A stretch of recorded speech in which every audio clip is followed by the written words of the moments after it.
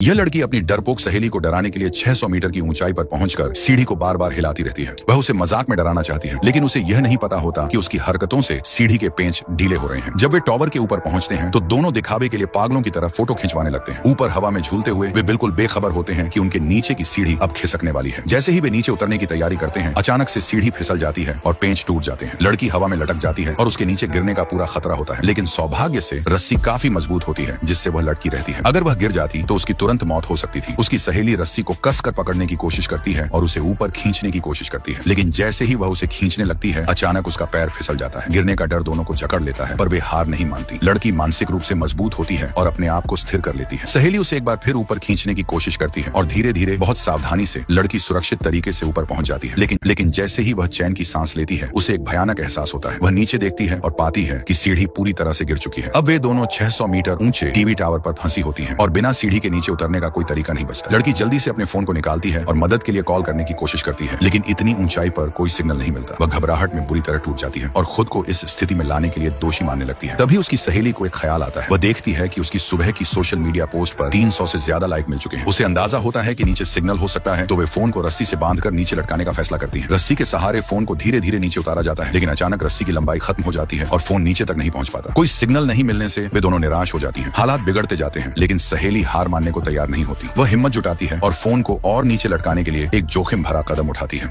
लेकिन सहेली हार मानने को तैयार नहीं होती। वह हिम्मत जुटाती है और फोन को और नीचे लटकाने के लिए एक जोखिम भरा कदम उठाती है। वह सीढ़ी के सबसे नीचे जाकर लटक जाती है। एक हाथ छोड़कर खुद को हवा में झूलते हुए फोन को नीचे करने की कोशिश करती है, लेकिन फिर भी यह काफी नहीं होता। सिग्नल अभी भी नहीं आता और वह पूरी तरह थक जाती है। वे दोनों जानते हैं कि उन्हें कुछ और करने की जरूरत। सहेली को अचानक एक और योजना सूझती है। वह अपने जूते में फोन डाल देती है, फिर अपने अंडरवियर का इस्तेमाल कुशन के रूप में करती है ताकि फोन सुरक्षित रहे, और वह जूते को नीचे फेंक देती है। जूते 600 मीटर की ऊंचाई से तेजी से नीचे गिरते हैं और दोनों उम्मीद करती हैं कि शायद अब मदद पहुंच सकेगी, लेकिन घंटों बीत जाते हैं और कोई मदद नहीं आती। फोन टूट गया होगा। वे निराशा में गिर पड़ती हैं। जब वे हार मानने के कगार पर होती हैं, तो अचानक उनकी सहेली दूरबीन से देखती है कि नीचे एक आदमी दिखाई देता है। वे खुशी से चिल्लाना शुरू कर देती हैं, लेकिन इतनी ऊंचाई से उनकी आवाज आदमी तक नहीं पहुंचती। आदमी उन्हें अनदेखा करता हुआ दूर जाने लगता है और लड़की गुस्से में अपने जूते नीचे फेंकती है। जूतों का असर नहीं होता, इसलिए वह एक और जूता नीचे फेंकती है। इस बार जूता स्टील के पाइप से टकराता है और आदमी उसे देख लेता है, लेकिन आदमी ऊपर नहीं देखता और इधर उधर देखता रहता है। अंत में वह जूता उठाकर दूसरी तरफ फेंक देता है और जल्दी से चला जाता है। दोनों पूरी तरह हताश हो जाती हैं। लड़की के पास एक सिग्नल गन होती है और वह उसे चलाने की सोचती है, लेकिन उसकी सहेली उसे रोक देती है, क्योंकि दिन की रोशनी में सिग्नल गन से कुछ भी देख पाना मुश्किल होगा। फिर सहेली दूर एक मोटर होम देखती है और उन्हें लगता है कि रात होने तक इंतजार करना बेहतर होगा। रात होते ही लड़की सिग्नल गन चलाती है और उसकी चमकती रोशनी दूर तक दिखने लगती है। आदमी तुरंत उन्हें देख लेता है और मोटर होम को उनकी ओर लेकर आता है। दोनों राहत की सांस लेती हैं, लेकिन फिर वह आदमी उनके सामने से उनकी कार चुराकर भाग जाता है। उनकी आखिरी उम्मीद भी टूट जाती है। वे हताश होकर बैठ जाती हैं और रेडियो के सामने गहरी निराशा में घिर जाती हैं। उनकी हालत और बिगड़ने लगती है। उनका शरीर निर्जलित हो चुका होता है और उनके पास पीने के लिए पानी भी नहीं बचता। बैकपैक नीचे गिर गया था, जिसमें पानी की बोतल और एक ड्रोन भी था। सहेली को यह सुनकर एहसास होता है कि अगर वे ड्रोन तक पहुंच जाएं तो मदद के लिए कॉल कर सकती हैं। वह नीचे जाकर बैकपैक लाने का फैसला करती है। वह खुद को रस्सी से बांध लेती है और बिना किसी सुरक्षा के नीचे उतरने लगती है। अचानक उसका पैर फिसलता है, लेकिन वह खुद को संभाल लेती है। वह धीरे धीरे बैकपैक के पास पहुंचती है, पर रस्सी की लंबाई काफी नहीं होती। लड़की हार मानने को तैयार नहीं होती। वह एक और साहसिक कदम उठाती है। वह रस्सी से खुद को और नीचे करती है, अपने जीवन का जोखिम लेते हुए बैकपैक तक पहुंचने की कोशिश करती है। आखिरकार वह बैकपैक तक पहुंच जाती है, लेकिन रस्सी तक वापस पहुंचने में उसे मुश्किल होती है। लड़की जल्दी से बैकपैक से सेल्फी स्टिक निकालती है, बैग को रस्सी पर लटकाती है और खुद को ऊपर खींचने की कोशिश करती है। जैसे ही वह ऊपर चढ़ने लगती है, अचानक उसकी सहेली का पैर फिसल जाता है और वह नीचे गिर जाती है। लड़की डर के मारे चीख पड़ती है, लेकिन फिर देखती है कि उसकी सहेली बैकपैक पर लटकी हुई है। उसे देखकर लड़की राहत की सांस लेती है और धीरे धीरे उसे सुरक्षित ऊपर खींच लेती है। फिर वे बैकपैक से ड्रोन निकालती है, एक SOS नोट लिखकर ड्रोन पर लगाती है और उसे उड़ाने की कोशिश करती है। लेकिन जैसे ही ड्रोन कुछ दूरी तय करता है, अचानक एक तेज रफ्तार कार उसे टक्कर मार देती है और ड्रोन टूट जाता है। लड़की इस झटके से बुरी तरह टूट जाती है और जोर जोर से रोने लगती है। उनके पास अब कोई विकल्प नहीं बचता। रात भर वह सोचती रहती है कि क्या यही उनकी आखिरी रात होगी। अगली सुबह लड़की देखती है कि उसकी सहेली का चेहरा पीला पड़ गया है और वह मर चुकी है। उसे यकीन नहीं होता कि वह अब अकेली रह गई है। उसने जो कुछ भी किया था वह एक सपना था। उसकी हिम्मत टूट जाती है और वह फूट फूट कर रोने लगती है। कई दिनों से भूखी और प्यास से मरने की कगार पर पहुंच चुकी लड़की अचानक देखती है कि एक गिद्ध उसके पास आ गया है और उसके घावों को खाने की कोशिश कर रहा है। गुस्से में वह गिद्ध को पकड़कर दूर फेंक देती है और उसी गिद्ध को मारकर अपनी भूख मिटा लेती है। अपनी ऊर्जा वापस पाकर लड़की नीचे उतरने की कोशिश करती है। वह अपनी सहेली के शरीर के पास पहुंचती है, माफी मांगती है और उसके मोबाइल से मदद के लिए मैसेज लिखती है। फोन को उसकी सहेली के कपड़ों में छिपाकर वह उसे नीचे फेंक देती है। इस बार फोन सही तरीके से नीचे पहुंच जाता है और टूटता नहीं। कुछ घंटों बाद लड़की को आखिरकार बचा लिया जाता है।